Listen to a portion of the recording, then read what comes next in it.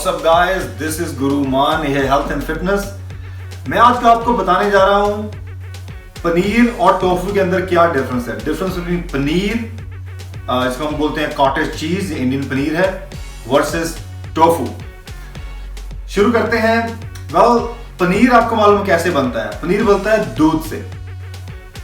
पनीर दूध से बनता है, मतलब जब दूध के अंदर आप विनेगर जहाँ उबालने के बाद जहाँ आप उसमें नींबू निचोड़ते हैं, उसके बाद उसको घर में बनाते हैं तो उससे पनीर बनता है। टोफू जो है वो घर में नहीं बना सकते हैं, डिफिकल्ट है घर में बनाना। टोफू बनता है सोयाबीन से। पनीर दूध से बनता है, टोफू सोयाबीन से बनता है। दोनों ही वेजिटेरियन फूड है। नाउ पनीर की बात करें, पनीर जो है उसके अंदर जो कैल्शियम है वो ऑलमोस्ट डबल है टोफू से। पनीर के अंदर 200-250 मिलीग्राम कैल्शियम है, टोफू के अंदर लगभग 150 ग्राम के पास कैल्शियम है। पनीर के अंदर जो प्रोटीन है, 100 ग्राम पनीर के अंदर लगभग 18 ग्राम प्रोटीन है। 100 ग्राम टोफू के अंदर लगभग 8 ग्राम प्रोटीन है, तो प्रोटीन कम है। लेकिन पनीर के अंदर जो फैट है, 100 ग्राम पनीर के अंदर 20 ग्राम फैट है और 100 ग्राम टोफू के अंदर लगभग 3 ग्राम फैट है। बेसिकली प्रोटीन के अंदर क्या है? 100 ग्राम के अंदर 18 ग्राम प्रोटीन, 20 ग्राम फैट। टोफू के अंदर है 8 ग्राम प्रोटीन और 3 ग्राम फैट। जो पनीर की जो कैलोरीज हुई टोटल वो 260 के पास, 250-60 के पास है कैलोरीज, और टोफू के अंदर लगभग 70 कैलोरीज है। जो लगभग 3-3.5 गुना कम कैलोरीज। नाउ प्रोटीन बताया आपको, फैट है, कैल्शियम है। आयरन की बात करते हैं। कैल्शियम जैसे मालूम है आपको, डेयरी प्रोडक्ट कैल्शियम हाई होता है, ऑफ कोर्स हाई होगा। लेकिन जो आयरन है, पनीर के अंदर आयरन नहीं है, टोफू के अंदर आयरन काफी है। मतलब है कि अगर आपको मालूम आयरन क्यों चाहिए? आपके हेमोग्लोबिन को बैलेंस करने के लिए बहुत जरूरी है। हेमोग्लोबिन लेवल्स को मेंटेन करने के लिए आयरन एक बहुत इंपॉर्टेंट मिनरल है, होना जरूरी है। बहुत लोगों की डाइट में आयरन की कमी है, बहुत लोगों को अनीमिया की प्रॉब्लम है, उनका हीमोग्लोबिन लो है, तो वहां पर आप आयरन वगैरह ऐड कर सकते हैं। ऐसा rich in iron, so help करेगा आपको। नाउ दोनों ही फूड वेजिटेरियन है, दोनों ही हाई प्रोटीन फूड है, लेकिन पनीर के अंदर फैट ज्यादा है, कैलोरीज ज्यादा है। पनीर को आप मसल बिल्डिंग वगैरह अगर फॉलो कर रहे हैं, मसल बिल्डिंग प्रोग्राम, तो उसमें यूज कर सकते हैं। टोफू को आप फैट लॉस प्रोग्राम में यूज कर सकते हैं। पनीर को आप फैट लॉस में भी यूज कर सकते हैं। थोड़ी क्वांटिटी कम चाहिए, आपकी मैक्रो बैलेंस होनी बहुत जरूरी है, क्योंकि पनीर के अंदर जो फैट है वो ज्यादा है। टोफू एक लो कार्ब मील है। जैसा कि इंडियन कल्चर में पनीर का इस्तेमाल बहुत ज्यादा होता है, द बेस्ट है, आई लव पनीर, और पनीर का ही इस्तेमाल होता है। आज की डेट में टोफू आ चुका है, क्योंकि क्या हो रहा है कि बहुत से लोगों को डेयरी प्रोडक्ट अब्सॉर्ब नहीं होता, लैक्टोज की प्रॉब्लम है। पनीर भी उनसे पचता नहीं है, मतलब ना दूध, ना दही, ना मक्खन, ना पनीर, डेयरी से रिलेटेड सारे प्रोडक्ट्स डाइजेस्ट नहीं होते। तो वो लोगों के लिए परफेक्ट है स्विच करना लैक्टोज पर। और आपको मालूम है कि वीगन जो है, जो कुछ भी नहीं लेते, इवन दूध तक का इस्तेमाल नहीं करते, उनके लिए भी वहां पर टोफू को स्विच करना उनके लिए परफेक्ट है।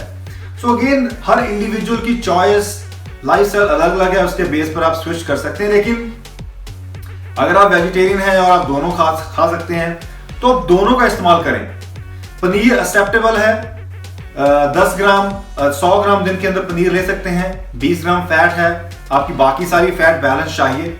अगर आप पनीर को तेल में तल रहे हैं तो फैट कंटेंट ज्यादा हो जाएगा, तो वो गलत हो जाएगा। मतलब एक तो फैट है ही पनीर के अंदर, ऊपर तेल की फैट ऐड हो गई, तो वो गलत है। दोनों उसका स्नैक कर सकते हैं आप। दिन में 100 ग्राम एक्सेप्टेबल है पनीर, कोई दिक्कत नहीं है। 100 ग्राम दिन में आप टोफू भी खा सकते हैं, वो भी एक्सेप्टेबल है, कोई दिक्कत नहीं है। कोई एस्ट्रोजन बढ़ने का कोई दिक्कत नहीं है। जैसे 100 ग्राम्स, 8 ग्राम प्रोटीन, 3 ग्राम के पास जो फैट है, एक्सेप्टेबल है, कोई दिक्कत नहीं है।